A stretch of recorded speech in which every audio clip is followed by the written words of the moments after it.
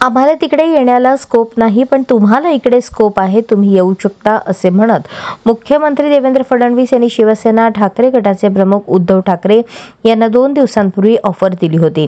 विधान परिषदेचे विरोधी पक्षनेते अंबादास दानवे यांच्या निरोप समारंभाप्रसंगी फडणवीस बोलत होते। यावेळी बोलताना त्यांनी जोरदार फटकेबाजी केली। त्यानंतर काल फडणवीस आणि उद्धव यांच्यामध्ये एक बैठक झाली। या बैठकीला ठाकरे गटाचे नेते आदित्य ठाकरे देखील उपस्थित होते। या बैठकीची राजकीय वर्तुळात जोरदार चर्चा सुरू आहे। या बैठकीमध्ये हिंदी भाषा सक्ती, भाषा त्रिसूत्र आणि विरोधी पक्षनेतेपद यावर चर्चा झाल्याची माहिती समोर आली आहे। विधान परिषदेचे सभापती राम शिंदे यांच्या दालनात ही बैठक झाली। या बैठकीची चर्चा सुरू असतानाच आता फडणवीस यांनी या बैठकीवर विधानसभेत प्रतिक्रिया दिली आहे। हिंदी सक्ती हवीच कशाला या लेखाचा संग्रह प्राप्त झाला। ठाकरेंनी काल दिलेले पुस्तक मी वाचले।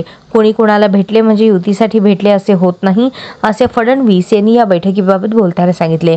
दरम्यान 1ली ते 12वी हिंदी सक्तीचा अहवाल ठाकरेंच्या कॅबिनेट समोर आला होता।